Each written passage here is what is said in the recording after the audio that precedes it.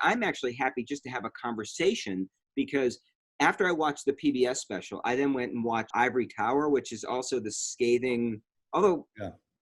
the end of Ivory Tower is actually pretty positive. It says, things are going to go okay. But what you said before about colleges shifting, I think that's a really important point because I think that even if we go back in the fall to regular classes, there's going to be concern about what's happened. And I think it's going to have an impact for a long time on the way colleges deliver education. I think we have to rethink a little bit of challenging. I mean, we've done, I think, a reasonable job of giving our faculty lots of resources and giving them people. It's scary out there. And I don't know what your thoughts are on schools closing, but I think we're going to see some. I'm certainly not a sage in this domain, in this realm. I just don't know. I haven't been on a campus this year. Things got scheduled and then everything. I was supposed to be at the University of Central Florida Monday. Oh, yeah. Well, Okay. I'm not going there. I was supposed to be at a couple places in Texas in March, and that didn't happen. But my point here is, like you, is watched some webinars. Mm-hmm. And I must admit, I'm glad I'm not working. This is not the way I was socialized, of course, in terms of what faculty-student interaction means.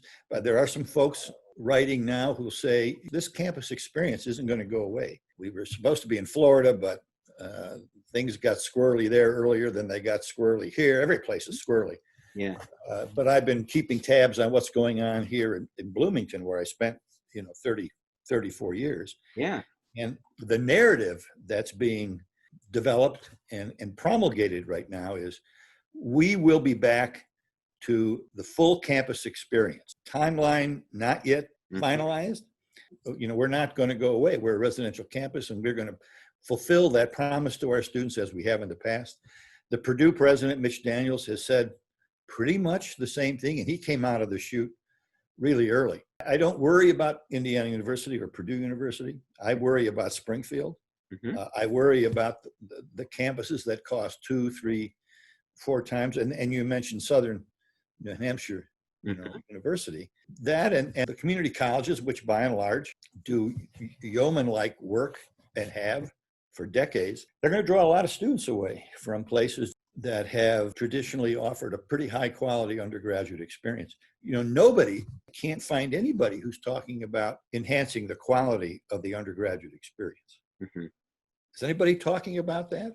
Well, people are trying. I mean, we at Springfield and other places I know are doing this, and we're trying to maximize what we do using lots of feedback mechanisms. So Marianne Coughlin and I have a weekly meeting with student leadership to get the pulse of what students are saying with regard to how their experiences are going. And we helped the students construct a survey that went out to all students about how their experience has been going to remote teaching. We got about 230 responses on a campus of 2,000, 11%, not terrible hit rate. We're going to keep pushing it out. Think about what we can do with that information. And you know me, George, I'm a cognitive psychologist. So I'm always thinking about how can I help take that experience that students have, that's a learning experience, and maximize that. And I'll just tell you, and I'll be curious your thoughts on this. When we decided to do this, I went before the faculty and said, there are 4 things you do when you teach a class. You give students some content, you give them assignments to help them maximize the content, you give them feedback on those assignments, and you communicate all of your expectations. And I said, if you take those 4 things and make them in a remote environment and continue in particular with the communication, we should be okay. That's a challenge for a lot of faculty, because I think many faculty lose sight of the fact that when you describe something in class, you often describe it multiple ways, multiple times. If you just type it up, you might have half the students not understand it, and they might not respond. So we have to try to come at it from these different perspectives. Schools like ours are trying to do that so that we can capture that. But you talked about maximizing the undergraduate experience. Springfield students come for academics and sports and these other things, and that's a much harder nut to crack. That's our friend Patrick's bailiwick to try to help capture that. Yeah, how's he doing, by the way? Is he all right there? Talked running. He's a runner. Yeah. He's doing okay. They've created a virtual student affairs webpage that has a lot of information on it. So you're a student affairs person, you understand some of this stuff. One of the things that we've lost, we're working to rebuild this, is student activities happened on campus, and there were always flyers all over the place. So faculty would go. Well, those flyers are going to students, they're not going to faculty. So I'm working with his staff to make sure that they come through me, and I can filter out some of those things to faculty, because even if they're virtual events, faculty might want to go to some of these. So we're trying to piece those things together. Yeah, just two quick thoughts. Back to Patrick for just a second. I sent him a note several weeks ago. He got an alumni award from Oh, did he? IU. Oh, that's Um, great. I think he knew he was going to get it. That's out of the higher ed program here. I think he was up to his ears, Yeah. In COVID-19. So I was listening to you. While we can see the didactic portion of this occurring with the kinds of features that you'd like to see every faculty member build in, Yeah. where's the peer effect? Every student, 95% say it's the quality academic program that attracted me. That's true of every college and university in the country. It's an easy answer. Socialized to say that. But you're right. I don't know what percentage of students at Springfield participate in some formal sport, club, organization, band, choir. It's probably 70, 80%, isn't it, of the 2,000 that you have? Oh, yeah. Over 40% are varsity athletes alone. I remember back in the day, some of these colleges with 1,800 students, 35, 40% of the first year men were on the football team. Oh, yeah. Or went out for football, which creates a problem in the second and third year when half those guys know they're never going to play. Yep. And so are they going to stay? There's plenty of evidence to suggest that the peer interactions every bit as important to what happens to students from a holistic developmental point of view than whatever transpires in a didactic lecture class discussion. 70, 80% of their waking hours are not with you or any other faculty member. They're in the company of peers. Yeah. And when you talk to faculty and get them to begin to think about that, because George, it's a great point. I think back to my college experience, and yes, I remember my classes. I remember some of my classes. I remember my faculty, and I'm good friends with some of my former faculty. But much of my memory is about being in the residence hall and studying in a library and going to events on campus and hanging out with my friends. And that whole piece of the residential college experience, that's the part that's going to be really, really hard to capture. So I look at it from, what do I have control over? What can I look at? And what I can look at is the academic piece. The other piece scares me too. What about faculty to faculty peer? Yeah. I can't pop down the hallway and talk to people. And so misunderstandings happen now because you don't have that ability to say, oh, I shouldn't have sent that. Let me go talk to that person. Now it becomes a different kind of world. So I think that's another issue. And frankly, the big issue in my mind is money. You look at these campuses, people have spent money for facilities that are sitting vacant, that they're still paying for, and it's causing people enormous shame. I mean, Central Washington declared financial exigency early. That's scary. You tell me what you're most optimistic about. So I'm optimistic that I think that students are pretty adaptable. And I think that as we move through, they'll figure out how to navigate the academic content. So I don't worry as much about the academic content. Even in our survey we put out to students, we're doing better than average with remote teaching. And as we compare ourselves to the HEADS data that came out from Charlie Blaish and Kathy Wise, we're a little bit ahead of what they're saying students are reporting. So we're doing okay with that. One of the things about doing Zooms and or whatever video conferencing, we can get everyone in, at least they can talk to each other. That's not great, but it helps. I would love to say that we could continue to do this and it would become normal. I think we need to get back on campus to try to build that community. One of the faculty members said to me the other day that they were able to do things with their class because they had 7 weeks with them before we went remote. Mm-hmm. And they said, if we start the fall remote, how do we build that community? It's an obvious point, but not discussed very often. I have been impressed with some of how one innovates with this technology. So I was listening to an ensemble recording, whatever it was, with about 35, 40 singers, and they're all in their quarter-inch squares on my screen. Mm-hmm. But you've got the conductor who's taken this group through. Now I think that group also had the 6-7 weeks prior, mm-hmm. right? but they pulled off this performance. It was magical. It was Yeah. very, very powerful. So perhaps we can get to some of that stuff, but Mhm. I don't see that happening on a playing field. I Yeah. don't see the field hockey team, right, or the soccer team being able to do that. Mary Ann and I have had this conversation, and I think it depends on what the NCAA does or fall, and who knows what's going to happen. I don't know what your numbers look like in Indiana. I can tell you Massachusetts numbers are pretty high. We're coming down. We're now on sort of the downward trend. We're number 3 in the country for COVID-19 cases. We just don't know what's going to happen. I guess the optimism would say, well, if we can get through this, next 24 months, Mm-hmm. but geez, 24 months, that's 2 years of a 4-year college experience, Yeah. right? And will students, again, back to the opening gambit, students you as a parent willing to pay up front for what the prospect of what might happen in the last 2 years of the experience? I've got a couple of discussions coming up with folks I'm working with who are in the experiential education realm, Yeah. right? And they're trying to noodle through how do you replicate or mimic, and I'm hoping to learn a lot from as far as these people have gone. I don't know if I mentioned this to you. It's called NACK, Mm-hmm. KNACK, and this guy's been running this operation for maybe 18 months now. It's virtual tutoring. Oh, okay. That's not quite right, but it's an operation that's set up to help campuses expand tutoring, and it is done primarily online. The outfit, NAC, helps identify high achieving students on a campus who want to earn some money through tutoring or academic advising or 2 or 3 other gambits. And they have got some pretty astounding data in terms of the numbers of students they're reaching that ordinarily would not use a tutoring service. Students get paid, the campus saves money, they expand outreach and so forth and so on. I'm sounding like a salesperson here. No. I mean, it's helpful to hear this because we're But doing what it's done is demonstrated that you can make a difference if you do things the right way, and the eye is on the prize. People who will go through some rigorous training. There's ongoing feedback to the tutor. People who are getting tutored are showing up for class. They're performing better in class. So they've got the analytics that are behind this, driving it.